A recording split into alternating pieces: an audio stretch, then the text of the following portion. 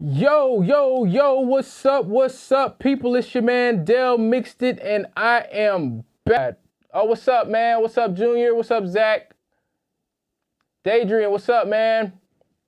Yeah, and let me know how this looks on Instagram. Again, I changed some settings around to get my Instagram streams looking a little better. Obviously, because Instagram is vertical, we can't do all the same stuff that we normally would do. But what I've done is I've created a customized OBS setting that's allowing me to shrink my video down. And so you got black space at the top and the bottom, but you see me in my normal width that I'm in.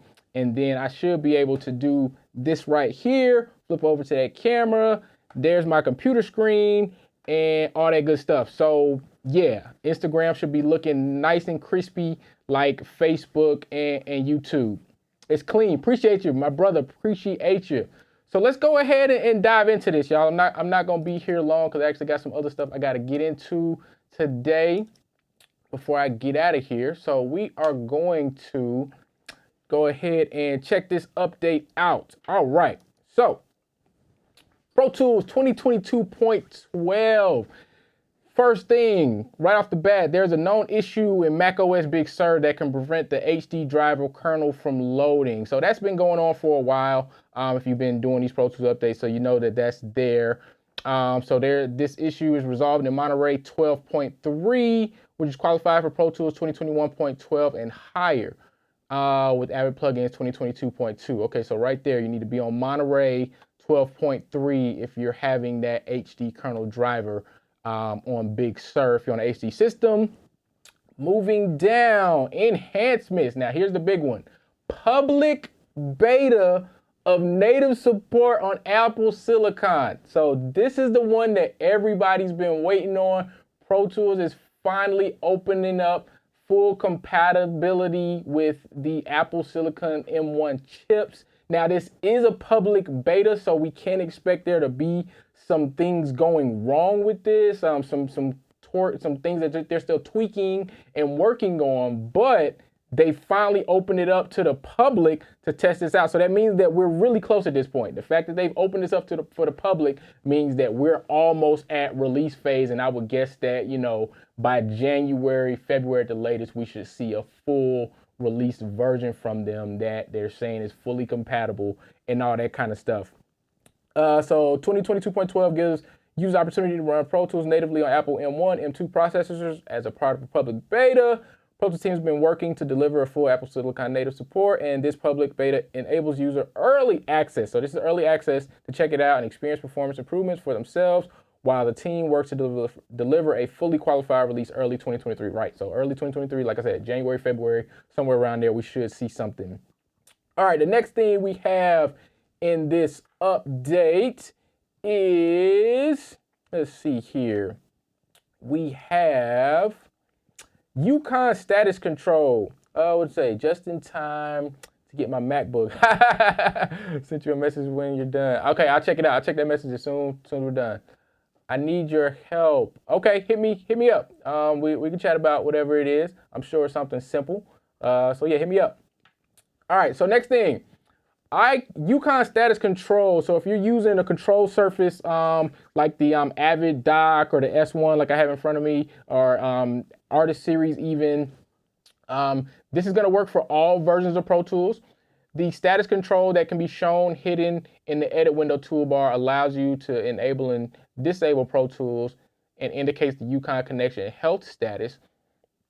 Okay, that's kind of cool. You know, new status bar. You can see right down here on the bottom here, they're showing you where it's going to show you your UConn status. So that could be useful when you're having some possible issues with control surfaces, just being able to quickly glance up there and kind of be able to tell if it's actually connected or disconnected for whatever reason. But that's cool. Improve support for sessions exported by Media Composer. Now, this is going to be something for people like me that are working in post-production, that are receiving AAFs. Excuse me. Media Composer 2022.12 can now export Pro Tools. Oh, wait a minute. This is a big deal. So previously, working on films and TV shows, we get what's called an AAF file, and that's the advanced authoring format, which is basically a way for other programs to save the session in a way that we can then open it up in Pro Tools and see the session exactly how they had it, minus any plugins. But we can see everything that's on the timeline, no matter where it was located, all that kind of stuff. So this now is saying Media Composer version 2020-22.12 can export a Pro Tools session. So not an AAF file, an actual Pro Tools session. Better supports reading marker data. Oh, so we're gonna be able to get the markers from Media Composer. Oh, so that's pretty big. I'm excited about that one. That's a huge one for us in post-production, because there's been AAF problems for years, even going from Avid Media Composer to Pro Tools, which you would expect it to be much more seamless, but there have been issues with that. So the fact that we can now get Pro Tools sessions, that's gonna be huge, man. That's really huge, even in the fact of, I remember a few versions ago of Media Composer, editors didn't really like the new look because Avid changed the look of it and the workflow. But that right there is gonna be, especially like in a facility, a kind of a nudge, like, hey man, y'all gonna have to go ahead and give the program an update, because it's making the workflow easier for the entire team to be able to get the Pro Tools file. So that's huge. I read that this update is much heavier CPU usage for Intel chip folks. I don't know about that. We're gonna find out though. Matter of fact, while we're on here, I'm gonna go ahead and start downloading it, because I actually haven't installed it yet. And if you're on a Mac, there's a cool thing you can do. When you install, you see I have 3 different versions right here. 2022.6, 22.7, and then this is whatever the latest version was. So I think 2022.10 was the last version. So what this allows you to do on a Mac is, if you go into your Finder and you go to your Applications folder, and let me close some of this stuff out. So you can see all these different versions of Pro Tools. I keep a lot of different versions because of compatibility and things like that, noticing what's going wrong and what's working and all that kind of stuff. So I'm gonna rename this version. Just hit enter, 2022.10. And it's gonna ask me to verify that. Yes, I wanna change that. And now what that's gonna allow me to do is install the current version on top. So I'm gonna go to, no, not that. Oh, where is it? Avid link. All right. So I'm gonna hit update and let that install.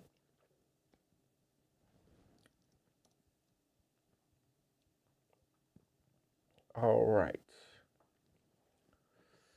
2022.12 now supports Mac OS 13.0.1 Ventura. Okay, so that's the latest Mac OS, which is actually surprising for Avid. We know a lot of times it takes a while to get those OS updates, and so the fact that Ventura just dropped a couple months ago and they're already saying they're compatible, that's pretty outstanding. And let me check these comments to make sure I'm not missing anything from anybody. What we got?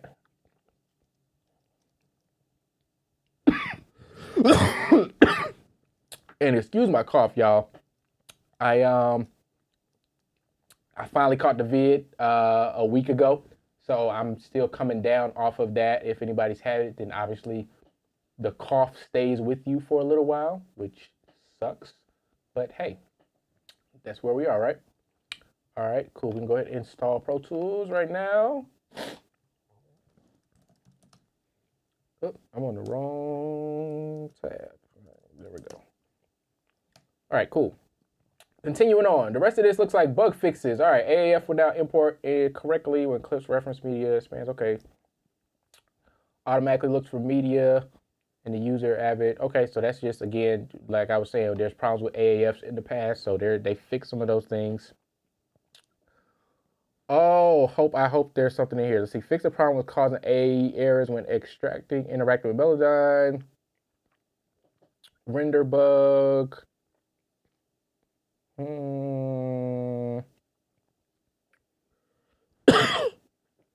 Okay, so this does not mention the saving problem. There's been a problem. If you use the new Melodyne ARA implementation with Pro Tools, it's always saving. And it's not something that's done in the background. Like it's literally like pops up on your screen that it's saving the Melodyne data and it kind of freezes up for a second. Super annoying. So hopefully they're working on that. I'm disappointed that they didn't actually fix it yet. Because it's definitely a drag. Because it happens a lot in the midst of a session. Like you'll have that thing pop up like every 5 minutes or so, depending on how much you're using it, and it's really annoying. So, Avid, if you're listening, please do something about that. All right, moving on. Accessibility addresses the Ventura specific issue when voiceover could not be used. Okay, audio MIDI. Automation. Oh, this is cool. aux.io bridge can now be used to send 7.1.4 audio from the OS to Pro Tools. Ah! That's a big one for Atmos, because what I was doing in the other building was, because we could play music from iTunes. I was using Source Nexus for that because the Pro Tools one wasn't working yet, but now they're saying it does work. So now, excuse me. Now they're saying that we can use this aux.io, which also means I can cancel my Source Nexus subscription. That's awesome. Inputs will now pass signal if the chiclets in the I/O setup output tab are moved and then put back. Aux.io devices will no longer have a 2 appended to the name after a brief. Okay. 6-channel devices. AFL PFL solo mode now continue working after reordering outputs in the I/O setup. That's a big one for people that are using that. What's up, man? How you doing? Enabling ARA on tracks is now transmitted to another user via cloud collaboration. Oh, that's kind of cool. Fix an error that occurred when committing up to an insert in the mix window, which prevented the operation from completing. That's good. Plugin bypass state on UConn control surfaces now reliably appear in sync with Pro Tools directly after opening a session. That's a good one. What that's talking about is control surfaces is like being able to show you when you're actually bypassing a plugin when you open up a session. There was a glitch with that in the previous update. It is now possible to change the hardware buffer size on HD hardware when used as an ASIO device on Windows 11. Okay. Crashes. Fix the crash on session open that would occur with several plugins. Typical stuff.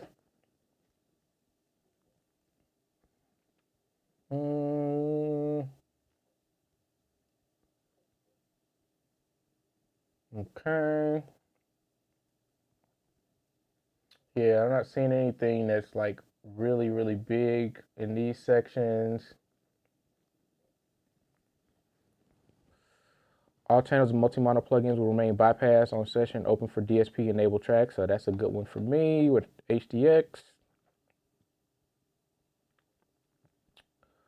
Oh, MP3 files now import much quicker when running Pro Tools natively on Apple Silicon. That's nice. Same thing with M4A AAC files.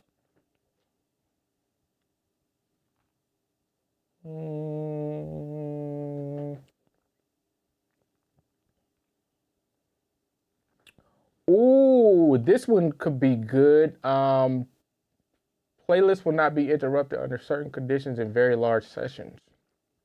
Yeah, I've seen that before.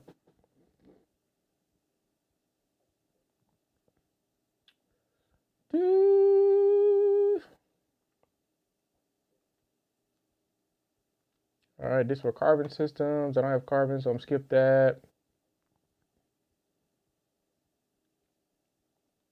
Default I/O setup with the default format wider than stereo. Now only add the default format as the first output path instead of once per instance. That's good. Okay, default names for Inbox Studio. All right, cool. So I mean, most of this now is just minor things.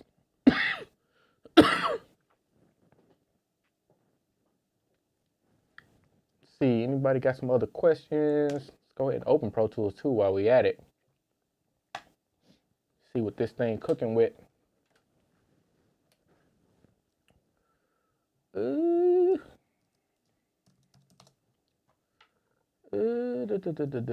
Any comments coming in? Ooh, do not do that.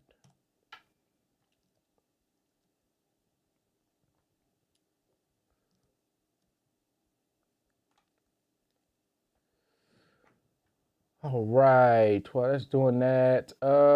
Grid lines in the timeline are now redrawn correctly after changing starts and start time. Okay, that's good.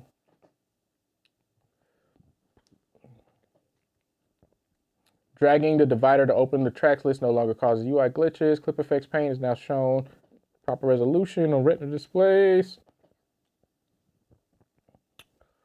System usage window CPU meter calculations have been unified between ACX and host-based systems.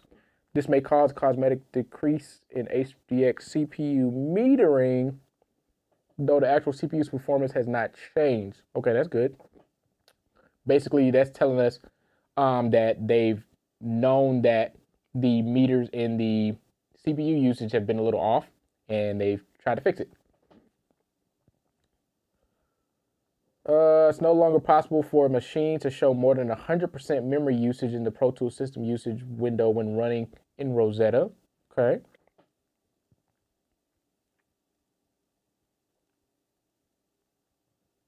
Okay. All right. Let's see if Pro Tools launched. It looks like it did because my control surface is blinking at me. All right. Pro Tools is up, and obviously I'm not gonna open anything that will get me in trouble. You know what? Let's go to a test session.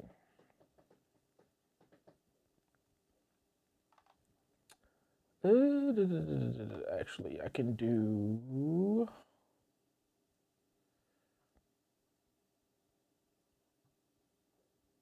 Can never find what you're looking for when you need it. Ah, here we go.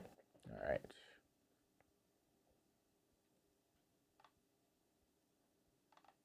Yeah, I can use this.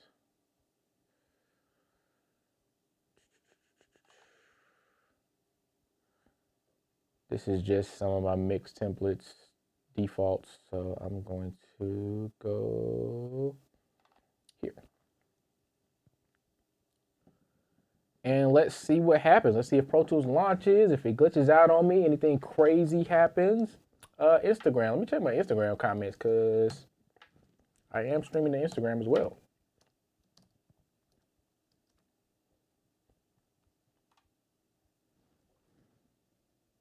Media Composer, like a Final Cut or Premiere Pro? Yes, yes, yes, yes.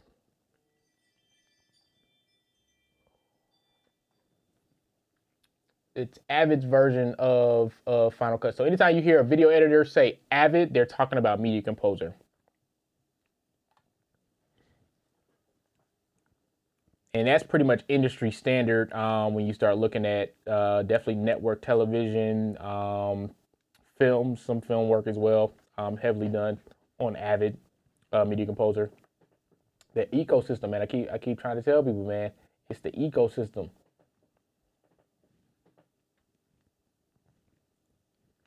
All right, restoring tracks.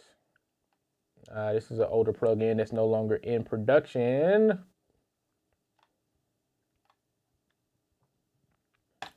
I'm cool on that. Skip that. All right, Pro Tools opened.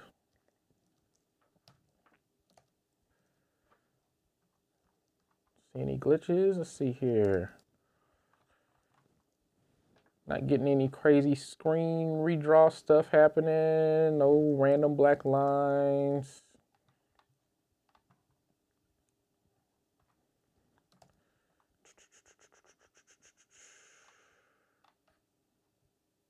Cool. Yes, I know this plugin is dead in the water.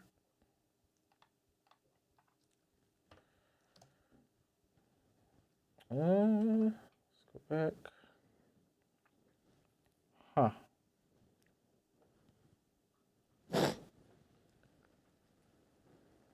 How did you resize your video to fit IG? OBS. So I'm using OBS to go to Instagram because I went in OBS and just changed the settings, and then I just shrunk the window down to fit in the middle. All right, so Pro Tools is playing just fine in here with, I don't remember how many tracks are in this session. It's not that many. It's just a template for mixing.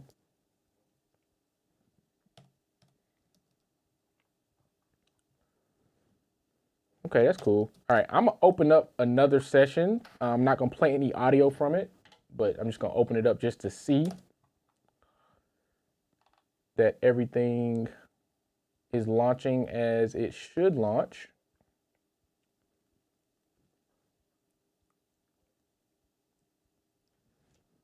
And this is a pretty big session, so we'll see how quickly it opens up. Oh, and word of note, this machine right here is an Intel machine. This is not a M1 machine, so I'm gonna have to install it on my laptop to test the M1 functionality, or when I go over to the other building, I'll test it over there. Actually, yeah, I'll definitely do it over there because I want to test out that new 7.1.4 aux IO for the Atmos playback, because that's going to be crucial.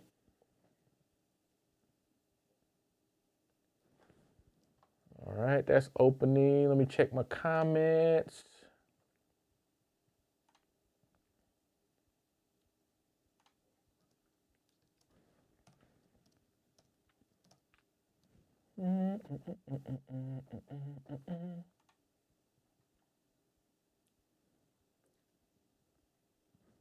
All right, it's taking a second to open that session. Oh, there it goes. Restore ARA data. Oh yeah, we can get a look and see how it does with that whole ARA thing. See if they improved that, even though they didn't say they improved it. Because this session has a ton of Melodyne.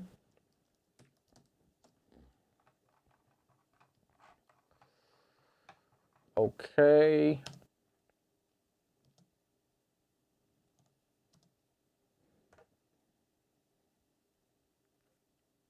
Actually, this song is out, so I could play this. It got released on Christmas.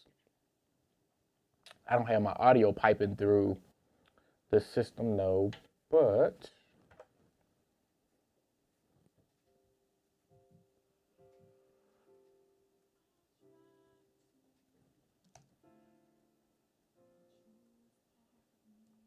okay, nothing crazy is going on. Let's get my CPU usage over here. Let's see what we got going on.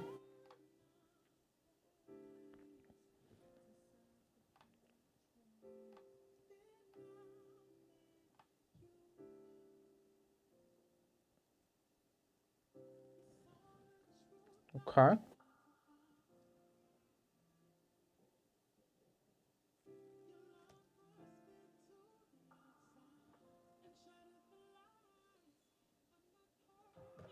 All right, if we stop it, let's see what it jumps down to. Okay, so it's not jumping down based on playback. Let me check my preferences. Nope, not there. Oh, did I not set that button? Yeah, there we go. All right. Let's see. Processing.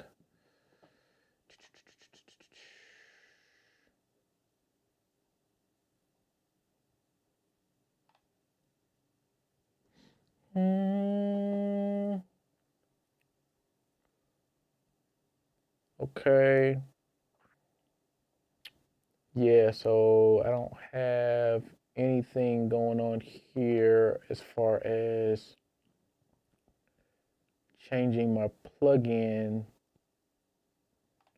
preferences, so we should be cool there.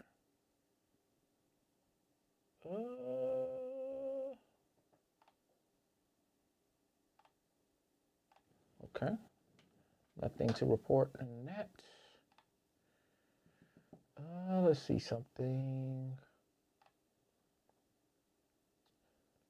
All right, let's see. Dynamic plugin processing. Okay, so I don't even have that turned on. So let's just turn that on to see what happens if we do dynamic plugin processing.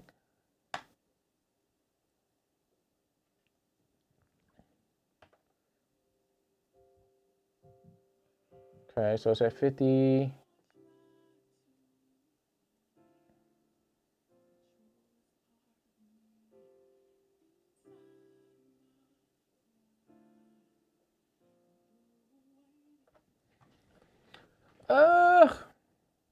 I don't see anything changing. It's not really doing much changing either way.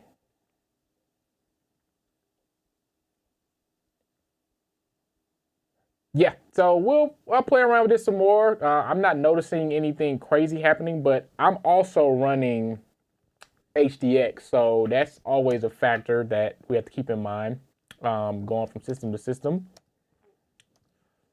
that it may or may not do what we expect it to do because of different configurations. I'm running an HDX system, so even on a silicon machine, I have that variable. So definitely be something I have to check out to see if it's better over there or not. I will test it on my laptop though. I'll get it installed over here to check that to see if that's working. But yeah, that's the update for Pro Tools. If you have an M1 machine, install it. It can't hurt. And again, just go into your applications, rename the previous version, and then you'll have the new version. So let me show you that again. If I go to my Finder, you can see there was the previous version right there, 2022.10, and now here's the latest version, just Pro Tools. So, oh, you know what? I think I made a little error here. Let's see something. What's open? Okay, Pro Tools open. Okay, so it is the current version. So I did. Okay, we're good. I thought for a second there I had opened up 22.10, but no, I did open up the latest version, 2022.12. Yep. Cool. And just to verify that, we can also go up here to Pro Tools about 22.12. So yep, that's what we're looking at. Yeah, so that is that. Check my comments one last time.